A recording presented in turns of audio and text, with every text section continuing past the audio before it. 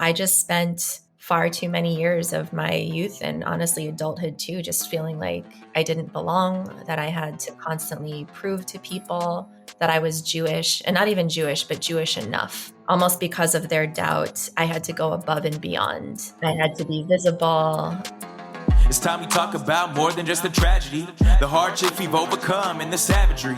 It's time we focus on what's woven in the tapestry, the roots that connect us to our truth and the canopy of every single branch of our tradition. Shalom and welcome to Rivkush, the CJN podcast with Jews of color talking about everything Jewish. And today I actually have a great thing happening in that I have two, not one, but two guests, which I think this is the first time I've ever had this. But I mean, you'll see why it was so important for me to have both of them on to talk about this wonderful book that they co-authored. So let me go ahead and introduce you. Liz Kleinrock, and I've got this from your bio and I loved it. I was actually going to do the 10 things, I think that was yours, the 10 different things about you. But anyways, so here you go. Liz Kleinrock is a Korean-American, queer, Jewish, anti-bias, and anti-racist author, educator of both children and adults. And I'd like to introduce Caroline Kusin Pritchard. Caroline grew up as the youngest of 4 children in Dallas, Texas, and spent her childhood sneaking extra helpings of noodle kugel from her boobie's kitchen. Caroline has her MFA in writing for children and young adults from Vermont College of Fine Arts. Anyways, welcome both of you. As soon as I got this book, and for our listeners, their book is called What Jewish Looks Like. And it totally resonated with me. And I was like, oh, finally, thank God. I'm getting goosebumps just thinking about like my reaction when I saw that it was going to be published. I actually got quite emotional about it because so what I want to know is from each of you, first of all, how do you know each other for starters? I mean, you're both in the field, but just out of curiosity, how did you meet and when did you come to the realization that this is something you wanted to do? Like, how did things align? Thank you so much for the question, and thank you for having us. This is Liz. Caroline and I think, have been working up a way to, rewrite our meeting story because it just isn't the most exciting. Like, we met through social media. Not the most romantic. Hey, but some of the best relationships are formed through social media. It can be such a dumpster fire, and then really beautiful, amazing things can come out of it too. And friendships and books are, two of those things. We, I think, had known each other through Instagram. We had, sent each other the occasional DM, check in with each other about our work. We both, existed in the space of education, love books, are both Jewish. So already some of those circle overlaps. I guess it was just kind of meant to be in a way. But for me, growing up as a very visible Jewish person of color in a very, very white presenting Jewish community, family, to this day, I'm the only person of color in my family. To me, this book is something that I feel like I've been wanting to write my entire life. The title itself, What Jewish Looks Like, is 100% inspired by that comment that I'm sure you've probably gotten. Absolutely not. This whole idea of when someone finds out you're Jewish, you don't look Jewish. Mm-hmm. And, as a kid, I don't know what to say to that besides well, I am. And that's really all I've got. I had no comebacks. I had, not a ton of prior knowledge in my back pocket that I could pull out. So I just spent far too many years of my youth and honestly adulthood too, just feeling like I didn't belong, that I had to constantly prove to people that I was Jewish, and not even Jewish, but Jewish enough. Yes. Almost because of their doubt, I had to go above and beyond. I had to be visible. I had to show that I could, read Hebrew, that I celebrated all of the holidays with my family. And like, I grew up in a pretty observant household. Like my parents still keep kosher. Like to this day, we observed Sabbath like every Friday into Saturday. And, that was a huge part culturally of who I am, who I was and who I am. But from the service alone, that's not something that I think people would ever expect of me. And so really wanting to create something that would hopefully help people both learn and unlearn biases and assumptions about Jewish people, what we look like, where we come from, what we believe, the work that we do, how we practice, and really trying to flip a lot of the mainstream narratives on their heads. Wow. It really, one thing that you said that really resonated with me, because often I feel like I'm the only one saying it, is the fact that you almost have to be super Jew. It's like, I know the Parsha and I know this, and because you almost feel like you have to be super Jew or else nobody's going to buy it. And I think that is something I don't often hear, like I said, other Jews of color articulating that. So it was, yeah. So Caroline. Yes. So I had a very different childhood experience in terms of my relationship with my Jewishness. I'm white. I grew up in Dallas. So most of my peers, or nearly all of my peers, were not Jewish. But when I did get into a Jewish space, nearly everyone looked enough like me. Everyone on the Bima looked like me. Whenever I saw Jewish representation in the media, it felt very familiar. So I think growing up, I just had a really limited understanding of what it meant to be and look Jewish. And because it reflected so much of my own lived experience, it was a really self-indulgent view of Judaism and Jewishness. And, I've shared with Liz, I really think it took until I went to college and I met a Mexican Jew. And I remember feeling that sense of like, what? That shock. Yeah. And that sense of shock was, now looking back on it, I'm like, ugh, it makes me cringe to think about that. But that was my experience. And then to unravel that moment and figure out how much of my own identity and of my people do I not understand or know? And then because I don't know it, how much of the harm am I upholding? Like, have I been the one asking for receipts for people that I didn't assume were Jewish? And that was a painful moment that I feel like kind of set me off in wanting to just better understand. And then coming to know and love Liz when she presented this idea, deeper into our relationship, she sent me a text and was like, you think we should, I don't know, like write a book about this? I was like, what? Like, yeah, I immediately, it was one of those moments where you just like knew something really energetic and real was happening in that moment. Like, I think we have to do this now. And that set me off, I think, on my own real deep dive learning experience. Over the past 3 years, it's taken us to write this book. 3 years. Oh yeah. So much unlearning and so much research through our people across the world, from the very beginning. And that's been just such an opportunity. And also I am married to a Samoan man, non-Jewish. And so we have these 4 Samoan Jewish babies. And I want to make sure they don't grow up the way I did, with that limited understanding of who they are and who their people are. I have to say, and I don't know if it's the right, both of you are women of words, so you'll have to forgive me if I'm not as eloquent, but I have to give you props for like taking it further, because I'm sure there are many Jews who stumble across a Jew who's a minority within a minority and say, oh, that's interesting, okay, and move on. But you went further. Like, you did, first of all, you looked inward and you went further. So I have to, like, hats off, like, because I think more are not like that. They're curious, but don't, do the inner work or the work to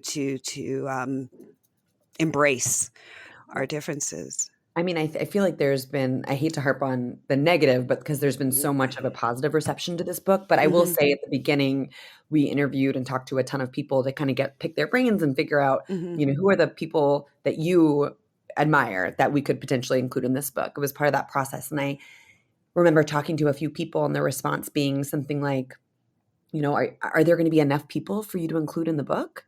Some white presenting Jews who just felt like their understanding of what Jewish looks like was so conclusive, then how could we possibly go out to embark on this impossible journey?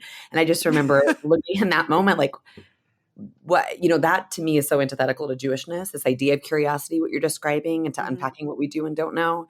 And so I feel like the reality, of course, as we all know, is there were far too many people we were just, this is an embarrassment of riches. We could write 10, 20, 100 books full. Which you should. And, because I'll tell you something, I kept looking for my name and no, I'm just kidding. The sequel. Okay. Because there's a bunch of us up here in Canada too, right? Anyways, but that process, like, how did you, because like you said, it's like this richness and so many people. One thing I should mention that I absolutely adored, other than the illustrations, which are courtesy of Iris Gottlieb, just stunning. And can I also say, it does say ages 8 to 12. I think you should just say ages everyone. Yeah, everyone. My dad says it's really a book for adults that's presented as a book for kids. It's just like, but what I did like is the way you organized it. Tikkun Olam, Pekuah Nefesh, like Tikva. I loved the way you organized it. So how was the process of saying, okay, for example, Tracy Ellis Ross is in, Rivka's out. So how did you do that? I mean, I think the process up until like we actually had to submit for like our last round of edits, we were not really married to anything in particular. I mean, like we absolutely were in some ways, but I think when it came to organizing the book in terms of Jewish values, that's something that just seemed to click. It just seemed to make sense, because I think in a book like this, with the amount of misinformation that exists in the world about who Jewish people are and what we believe, that any opportunity that we can take to turn something as small as the table of contents into a teachable moment also for readers is really important. So we're not going to organize it based on career. We're not going to organize it based on, when people lived chronologically. We're going to show the values that connect us as like deeply Jewish humans. And you can see what inspire people, what move people to act, what encourage people to keep going. And I think we'll also find that across religious and ethnic identities too, we actually have a lot more in common than we think. Right. And I think what bears mentioning too is because initially when you see the title, What Jewish Looks Like, and if you think about it from my lens, the assumption is, it'll just be Jews of color. But you didn't. It was like it showed the community how it is, and I thought that was pretty awesome. I know you probably, where did you find some of these names? Like, 'cause I don't even know how to say it. Like, for example, what was new to me, there's the obvious, right? Like, Rabbi Angela, like there's ones that you think, okay, everybody knows who they are. My buddy, Michael Twitty. But for example, cause I do have it marked off because I intend to do more reading on the first rabbi, the first female rabbi, Osnat Barzani. That's for me, this Caroline has been one of the most rewarding experiences, is letting ourselves go down so many rabbit holes that we've embarked on through different relationships we have or different media we've encountered. Well, there's a picture book called Osnat and Her Dove. Oh, it's Sigal Samuel. Yes, it's a picture book though. Yeah. Okay. Yeah. And I read that to my kids, and I remember that's how I heard of her story. And so that, I think immediately Liz and I had seen that book, and only because that was published in the past few years did we say like, oh, well, we of course have to include someone like her.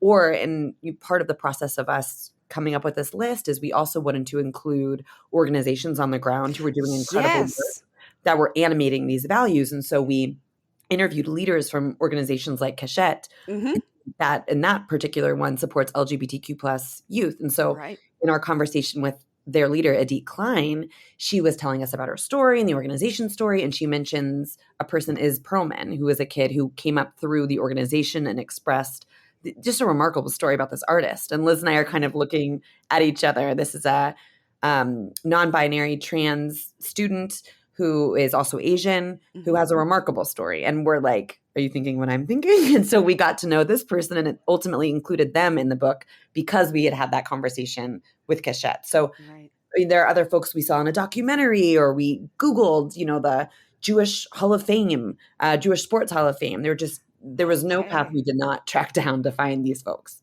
Yeah, because I'm very impressed by the depth and the variety. I was just like, okay. And people that like I said, that I didn't even, it's like, oh, who is that? Or, oh, are they? I was like, oh, I didn't know. The Indigenous Jewish Supreme Court of Washington. I was like, oh, and I'll have to admit, selfishly, I was writing down names thinking I need to find them and interview them. It was like, this is really cool.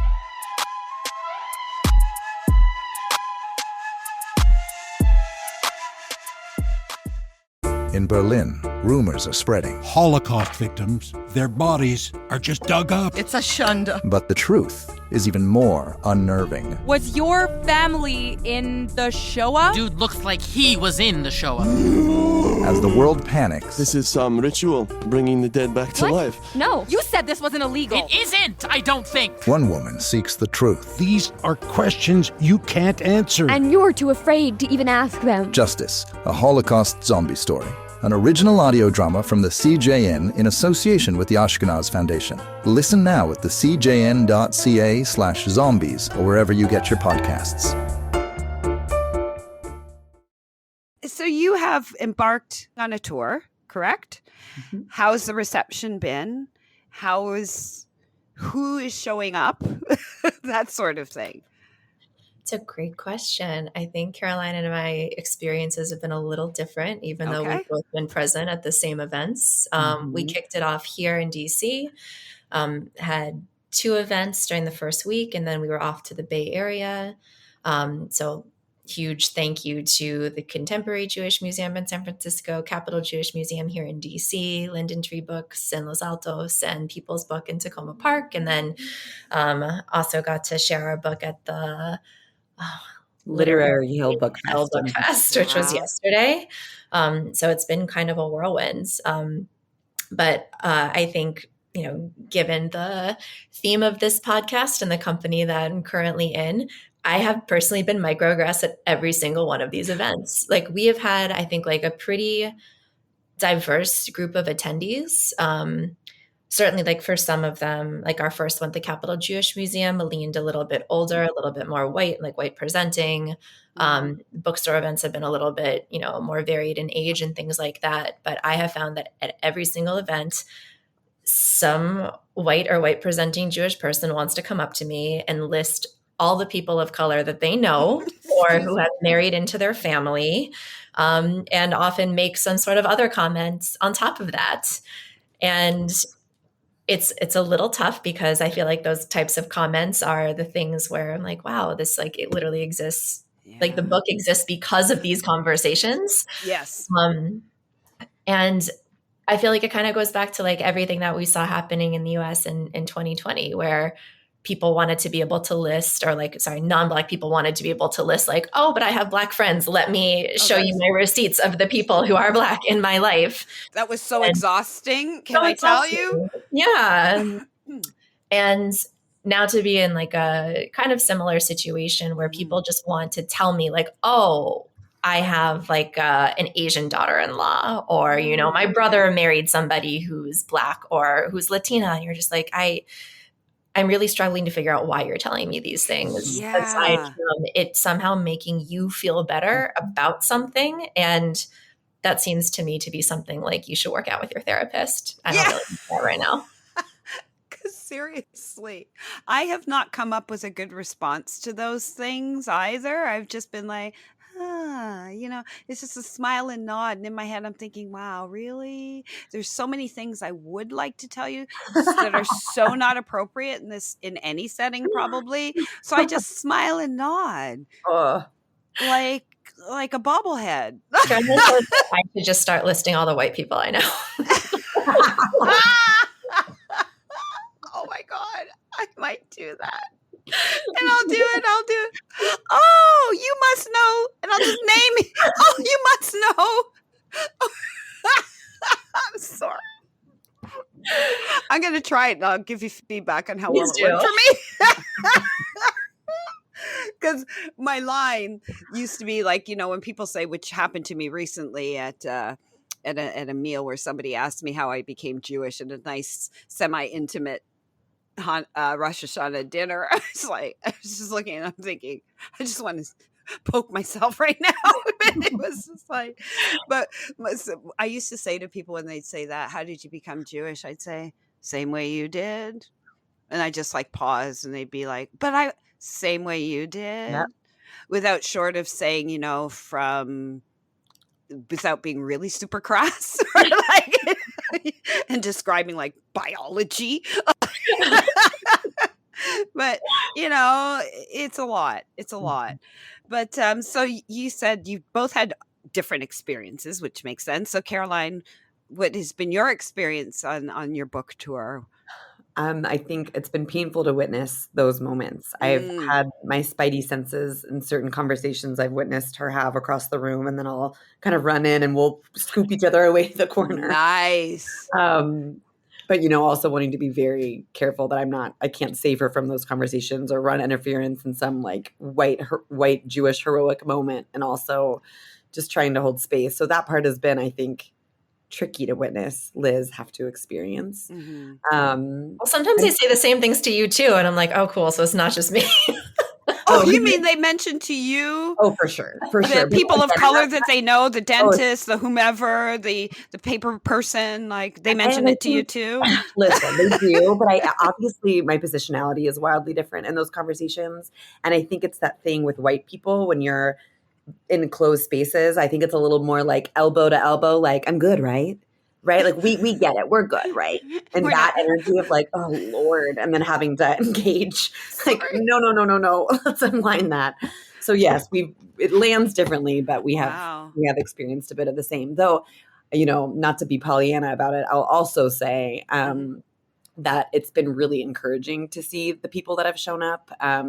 I think, from an author perspective, seeing other authors in the area show up, Jewish and non-Jewish, seeing people who are just from the community who are interested and curious, all sorts of ages. I mean, we've had so many kids come to these events. And when we ask for questions, like hands shooting up from the kids, which I think is, after a 30, 45-minute talk, you'd think they're like, get me out of here. But the fact that they have these really beautiful questions and they're really curious for the answers, like if that's not the whole reason we're doing this, then I don't know what is, Oh my gosh. So that's definitely been the hopeful, light-filled moments too. And I think with some of the talks that we've done for especially students, getting to hear and meet students who really see themselves mirrored in this book is really, really incredible. Like every time that a Jewish child of color wants to raise their hand and share part of their ancestry and their family story with us, not just with us, but like in front of all of their peers in a way that they are proud and affirmed. And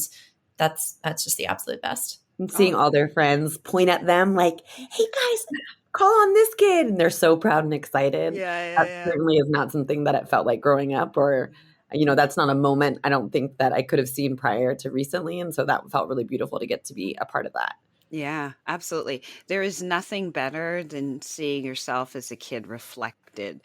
I don't know what that feels like, but, because when I was a kid, absolutely not. And it's not even about being Black and Jewish. I just didn't see Black people really reflected, right, in anything.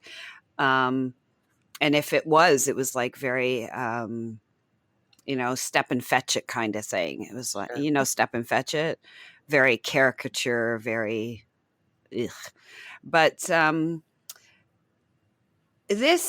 have you had, because what I'm finding, and let's see if I can phrase this decently, is there's a lot of pushback around DEI, around, are you finding, because sometimes I find within the Jewish community when people say, for example, there's an event happening and someone said, well, it's a Sephardi space. It's for, Jews of Sephardi. And they're like, oh, here we go again, dividing and pointing out and this and that. Have you found any of that in your work? that people have said, for example, why do you have to point out that, you know, the Michael Twitties and the this, we're all Jews?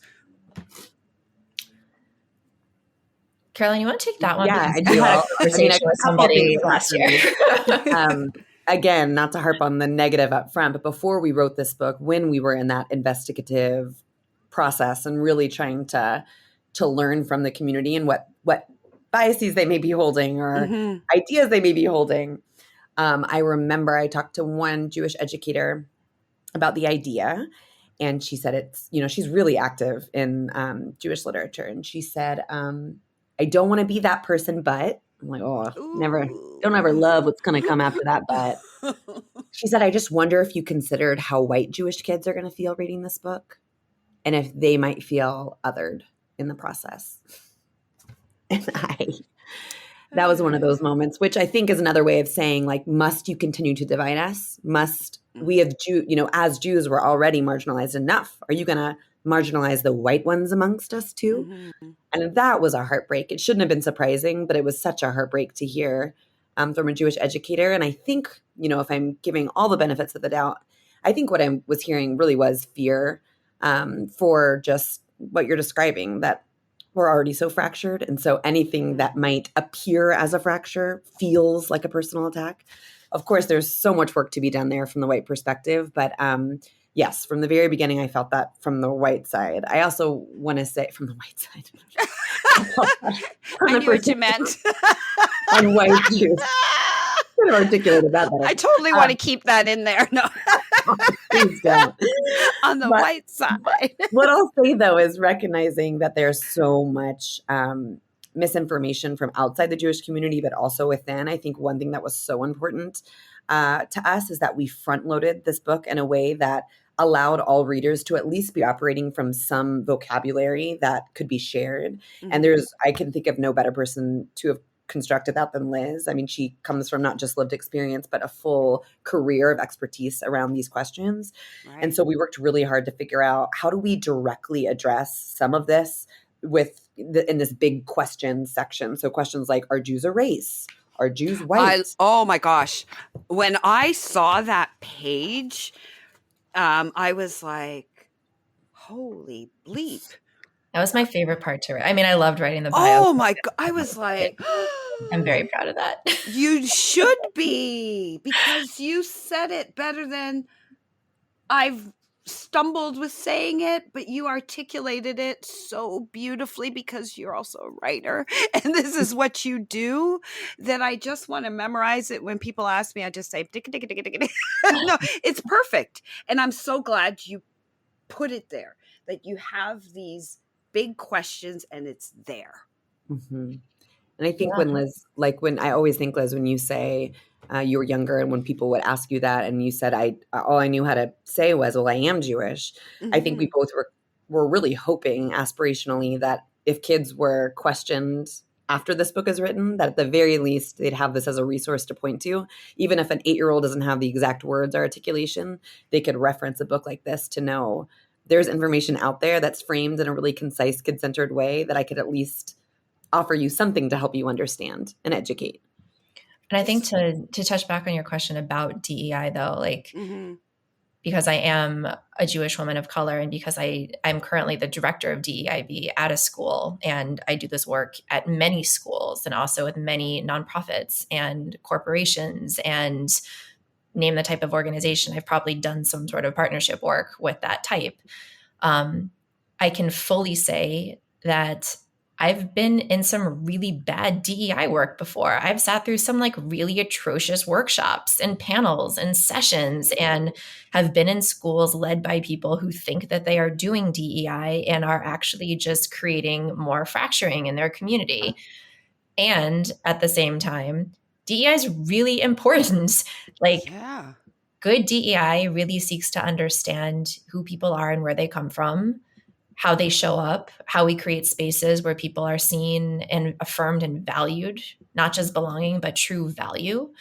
And I have been in a lot of DEI spaces where the focus is solely on a Black-white binary. And so it leaves out people who are biracial, multiracial, Asian, Latina, Indigenous, like anyone who doesn't fit into those categories. that also exist just within a, let's say, US or like North American construct of identity-based categories. Because the work that I've also done on like in international spaces in different countries has really pushed me to understand what socially constructed identity really means. And when we talk about things like, are Jewish people a race, it really depends on also where in time you are and like where geographically you are too, and how people think of this.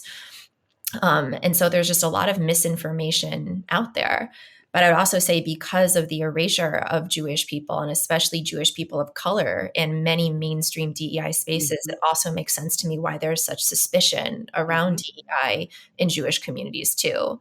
But then I think we also see it taken to a place where it's actually like really harmful too. Like a couple months ago, this was so bad. The Jewish Journal published an article called, I pulled it up actually. It's called 18 Warning Signs Jewish Parents Should Look Out For This School Year. And it's maybe one of the most cringy articles I've ever read in my life, where it's like, if you are at a school and they're talking about affinity groups or use the word decenter or talk about DEI, then like these are big red flags that you should pay attention to.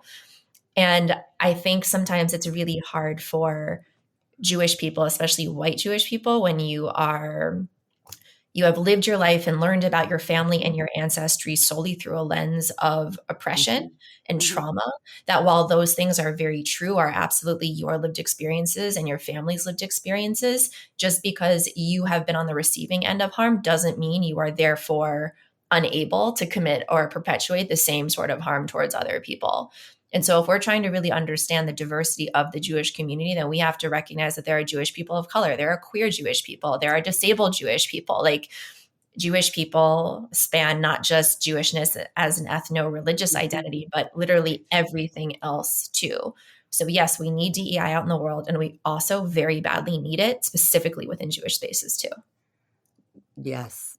Liz, Wow. Nodding vigorously. And I think what you're saying, that's just so beautiful. One thing I'm taking away is, if we think back to that woman that was talking to me with that fearful mentality, it's such a scarcity mindset. And I think this work and the work we're all hoping and aspiring towards just cracks that open into abundance. And if we can just hopefully encourage more Jewish people to see that as such a strength and so beautiful and so full of community and light and connection and resilience and hope, then hopefully that scarcity mindset will just fall away. That was like, for both of you, that was like a drop mic moment. I'm just like, this will bring conversations that are so important. And I just got to chill. I know I said it before, and I'm going to say it again. I can't even tell you how important this book was for me and my, adult grandmother of Jews of color, mother. I can't tell you how important this book was for me. So thank you. What's the next step before I get emotional and cry on the podcast? Crying is good. My heart, like, this was my heart. So thank you. It's so pretty wild to see yourself reflected in a book for the first time when you're an adult. And you realize that like your life would have been really different if that experience had happened like decades before. I would have spent less time avoiding the community and more time in the community. Yeah. Right? Mm-hmm. Yeah, I feel that. So what are the next steps other than, volume 2, 3, 4, 5, 6? I can wait to be in volume 3 because I do love the number 3. Not that I'm pushing an agenda. I love it. No, but what is your next steps? So we actually have like really awesome news that happened at the same time as this book being acquired a couple of years ago. But one reason why we have really loved working with Harper, and especially our editor, Luana Hori, who is also one of the few Black people and Black women at Harper, and especially within children's books at Harper, is the amount that she also believed in this book, to the point where when we submitted this proposal, she came back and said, not only do we want this book, but we actually want you to write another one too. So in the next 2-ish years, because publishing is slow, There will be a picture book that's going to be really different in how it's written. It isn't really it doesn't follow the same structure whatsoever. It's a picture book. It's far more lyrical in its language, but it really zooms out and looking at Jewish history, Jewish peoplehood, what connects us, leaning into a lot of those really beautiful small moments. And we're really excited about that. I can't stop smiling. Oh my gosh. I can't wait. I'll be on that pre-order list again. Well, your positivity and your kindness is fueled because we are in our last stages of editing that manuscript. So I feel like I am feeling and channeling your energy, and I'm so grateful for it, so we can pour it back into the story. Thank you. Thank you. Thank you both. Thank you for this book. Actually, my boss was here today, and I showed her the book, and she's like, "Oh, I have to get that for my grandchildren. This is and they are not Jews of color, so this is fantastic." So again, I thank you both, Liz, Caroline. I thank you for being on this podcast. I thank you for your book. I just thank you. Thank you so much. Thank you so much for having us.